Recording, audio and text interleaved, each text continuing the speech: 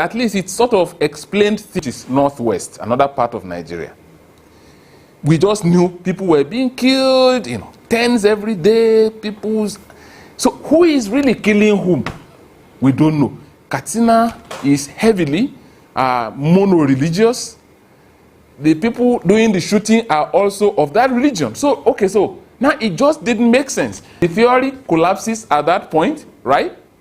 And the data, how many people are being killed, what is their gender, no idea. So I can't go, if I then begin to explain causality in Katsina, it's going to be problematic because we don't even understand the situation. In a situation like that, we want to develop real descriptions, true, full descriptions first. But then there are also situations where the theory or existing explanations are good. But then the data environment may be a bit problematic. So we have rich environment, but then we have poor data environment. In a situation like that, we need to begin to understand descriptions in different contexts. I'll give you an example. I am from communication studies, so my examples are mostly in that area. There is a lot of work that has been done about how community radio stations promote development. Right. People have looked at how they hold government accountable, how they break hegemony, how they subvert evil things, and so on and so forth. All right. We have read all of that in literature. And the theories seem to explain situations in the places where these stations exist. But for a long, long time, Nigeria did not have a community radio system.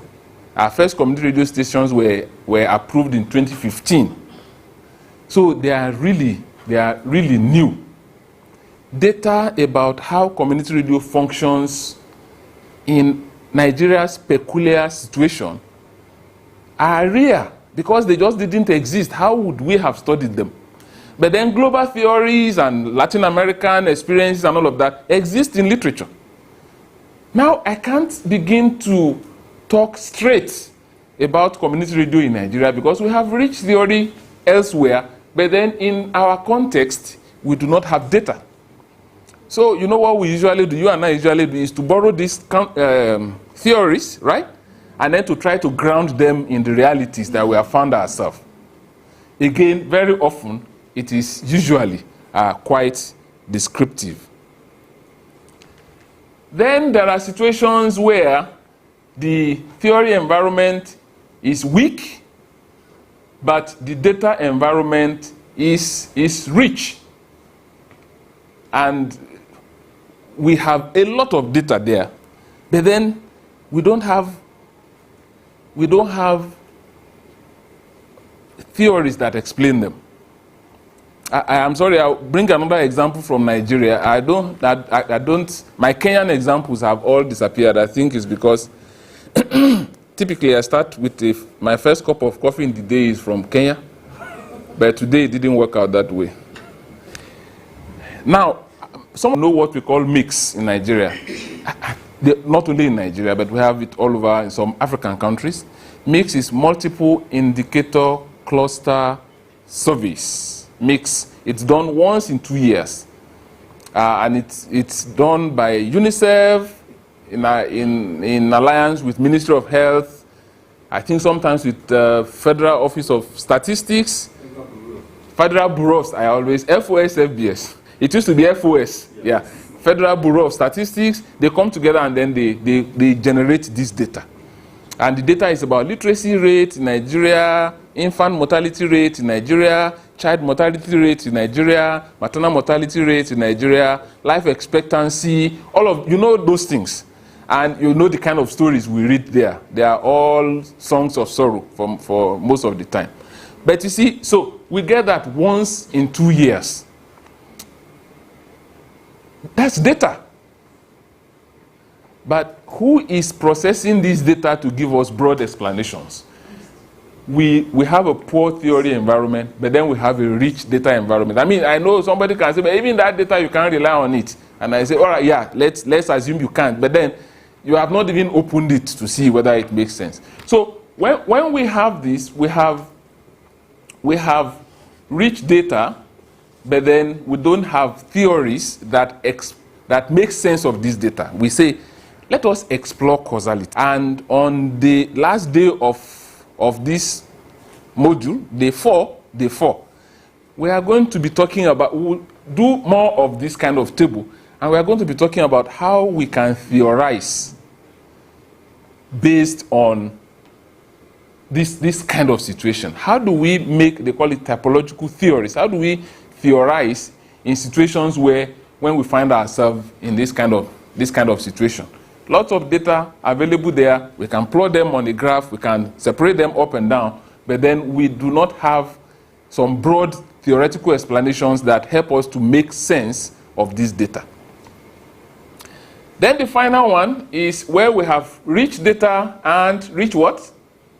Rich theory environment. Both of them are rich. This is where we can choose to test what they call causal hypothesis. We have very nice theory, we have very nice data, but then now we want to test further what they call causal hypothesis. Again, this is like a foreshadow. Tomorrow, we'll be talking about research questions and hypothesis, and we are going to deal with this a lot more. Now, as I said, this is just an attempt to make sense of, to help us begin to think about the environment in which it is possible that right now you are still thinking, am I here? Am I there? Am I there? It's okay. The more we think about your concept notes, the clearer these things are going to be. Yes, Valence. Yeah, I'm wondering how to measure the richness of environment. Is it the number of theories that exists? Okay, good. Yeah. Did he answer a question that was bothering all of us? And why didn't you talk? The theory is rich or the theory is poor? Maybe we don't have problem with measuring data in terms of crisping. Yes, crisping. Earlier on, we were told that you need to find the background to the study, where we have to research to find out what others have done in that and that process. Study. It's difficult to prescribe a fixed number of studies or theories that exist there. But there was, I mean, there would be questions where to even find a very good reading would be difficult. Yeah. Yes, Edwin. I'm noticing, it's sort of like implied the richness of data has something to do with how quantitative. Okay. Yeah, okay. Yeah, so let's, we should also think about that. When we say data, I know, traditionally, our minds go to, figures, with charts, and even I am also guilty. The example I gave is almost all quantitative. Yeah, but we know that we really need to come out of that explanation.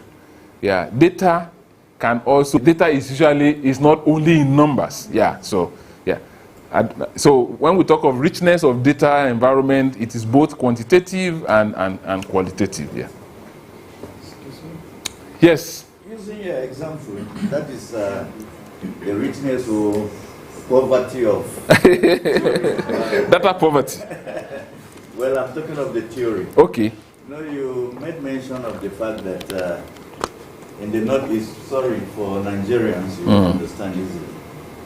We were trying to explain the crisis or the instability there based on ethno-religious explanations. But at the end of the day, when the same people were killing each other, we are not able to now use that theory. Okay. So I think that shows the poverty. It became grossly inadequate. Yeah, I agree. Yeah. Again, which is, as we all know, even theory itself is not static. I mean, theory is just a body of explanations. It grows, then but it also wanes. Yeah. So let's move on to talking about things happen. And I have discovered that even when Nigerians ask questions of what, and Africans generally, they are really sometimes asking questions of why. You know, when I suddenly run into a traffic where there should be no traffic, my question is always, what is the problem? But am I simply interested in knowing what the problem is? No. I'm also interested in knowing how am I going to get out of here. You know, what is going to cause me to get out of here? So in other words, at the back of that what is the problem description is the intention to understand causation. What is going to get me out? How? Okay, so we'll talk about the how questions sometime later. So he says we wish to know not only what happened critically, why these things happen. You know that we're always interested in causal argument.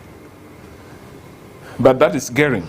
Why do you think we want to pay more attention to causal work in research? We have said, yeah, because we've been doing